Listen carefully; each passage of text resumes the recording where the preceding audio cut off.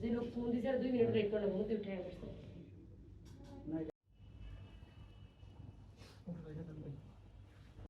আমি আর ফাঁসি চাই, এর বিচার চাই।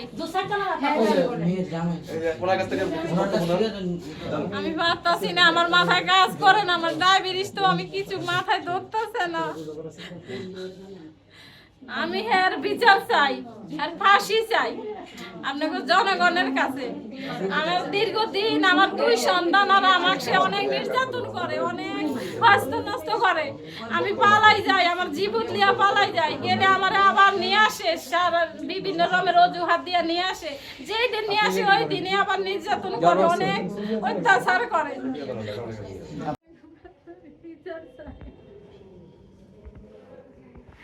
আমার 2 সন্তান আর আমি অনেক নির্যাতন, আজকে 2-3 মাস আমি সব আত্মীয় স্বজনের কাছে পলাই যাই তার অত্যাচারে।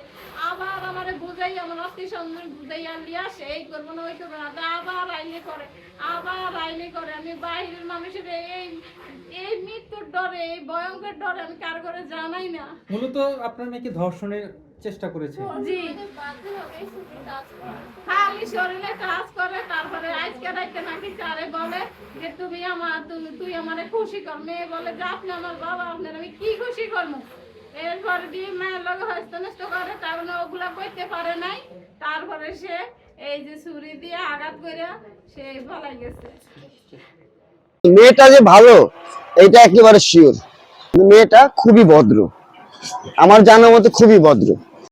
বলেন কালকে রাত্রে উনি আমাদের জন্য বিভিন্ন রকম খাবার নিয়ে আসে। খাবার নিয়ে আসার পরে মানে কে উনিটা? কি উনি আমার মানে সৎ বাবা আর কি। হ্যাঁ। পরে বিভিন্ন রকম খানা নিয়ে আসে, খানা নিয়ে আসার পরে আমাদের ওগুলো খাইতে দেয়। খাওয়ার পর আমরা বুঝতে পারি যে খাবার একটু অন্যরকম, তিতা লাগতেছে। পরে আমার মা বুঝতে পারে না, উনি খাইছে, আমি হালকা একটু খাইছি। তো উনি যখন বেশি খাইছে, আমার মা যখন বেশি খাইছে, খাওয়ার পরে ওনার ঘুমে একবার উনি অটাল হয়ে পড়ছে। আমি অল্প খাইছি, তো আমার তেমন একটা ঘুম আসে নাই। পরে আমি 10টা-11টা দিয়ে আমি ঘুমাই গেছি। ঘুমাই যাওয়ার পরে উনি আমারে রাতে 2টা বাজে আমার ডাক দিচ্ছে। ডাক দেওয়ার পরে বলে আমার ভাইয়ের রুমে আমারে নিয়ে গেছে। আমার রুম থেকে আমার ভাইয়ের রুমে আমারে নিয়ে গেছে। তখন কি আপনার ভাইয়ের রুমে আপনার ভাইয়া ছিল? না, আমার ভাই সারা রাত দোকানদারি করে। ওনার চায়ের দোকান আছে, দোকানদারি করে। পরে ওখানে আমার নিয়ে যাওয়ার পরে আমার বলতেছে তোমার তোর জামাইয়ের সাথে কথা কবি। আমি কই না, ও এত রাত্রে কি কথা বলবো, আমি পরে কথা বলবো, আমার জামাইয়ের সাথে কথা বলতে দেন না, এখন কেন কথা বলবো, আপনি কি লে কথা বলতে দিবেন না, ফোন দে। পরে আমি আমার জামাইয়ের ফোন দিছি। ফোন দেওয়ার পরে ও লাইনে নেই। লাইনে না থাকার পরে এখন আমি ওনার কাছে ফোন দিচ্ছি, ও লাইনে নেই।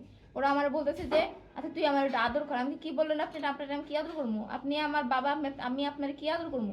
আমি কিন্তু এখন আমি মানুষজন ডাক দেবো, আমার মারে ডাক দেবো, আমি সবাই ডাক দেবো, এলাকার মানুষজন যা আছে, আপনার বড় ছেলে, আমি সবাইরে এখন বলবো। এই কথা বলার পরে উনি বলে থাক মা, আমি এমনি ভুগরুপ হয়ে গেছে, আমি এমনি কইছি, আমার মাথা ঠিক নাই, আমি এমনি কইছি, যাও তুই যা ঘুমায় থাক। এই কথা কয়ে আমি মুসুরি নিচে আইছি। মুসুরি নিচে আসার পর উনি লাইট নেবে দিছে। লাইট নেবে উনি নিচে চলে গেছে। আমি এটা দরজা খুলছে, আমি এটা বুঝতে পারছি। দরজা খুলে বাইরে দরজা লাগাই দিছে। দেওয়ার পর আমি আবার ঘুমায় পড়ছি। ঘুমের খাওয়ার ফলে আমার শুধু ঘুম আসতেছে, আমি আবার ঘুমায় পড়ছি। ঘুম আসার পরে উনি আমার জামার কলার, মানে জামার গলা ধরছে। গলা ধরে আমার টান দিয়ে উঠাইছে। উঠানোর পর আমি দেখতেছি আমার মুসুরিটা খোলা। আমার মুসুরি খোলা, লাইট জ্বালানোর পরে দেখি উনি আমার সেলাইয়ের যে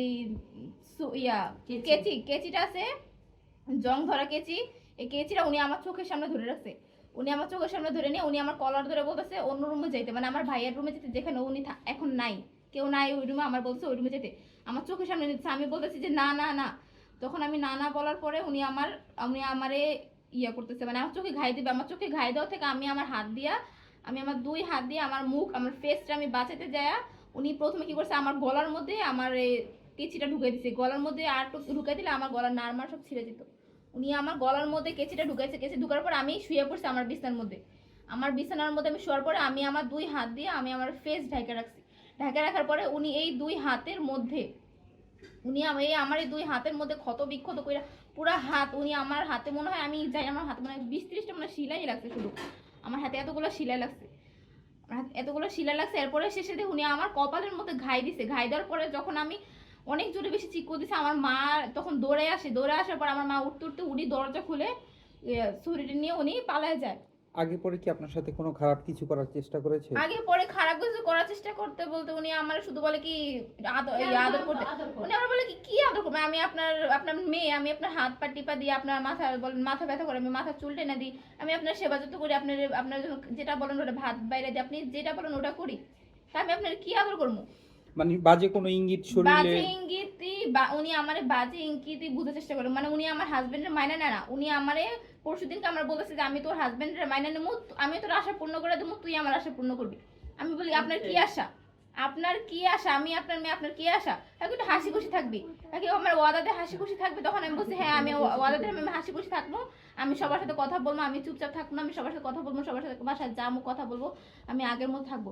আচ্ছা ঠিক আছে, তুই আমার আশা পূর্ণ করে দে, ওয়াদা দে। এই কথা বলে আমার থেকে ওয়াদা নিয়েছে, নেওয়ার পরে আমার সাথে উনি বলে কি আমি তো যদি তোর আদর করতে চাই তুই কি তোর মায়ের কাছে বলে দিবি? আমি বললো কি বললেন এটা? আমি এই কথা বলার পরে আমি আমার মারে জানাই, আমি আমার মারে জানানোর পরে আমি বলি যে উনি আমার এই কথা বলছে। উনি এই কথা বলার পরে এখন আপনি কি চাচ্ছেন? এটা বিচার চাচ্ছেন? আমি এটা বিচার চাইতেছি। আমার হত্যা করার চেষ্টা করছে, আমি এর বিচার চাই। এরপর আমার যে বাজে ইঙ্গিত করছে, আমার যে ব্যাড টাচ করার চেষ্টা করছে, আমি এটার বিচার চাই। আমি আর কিছু বলতে চাই না।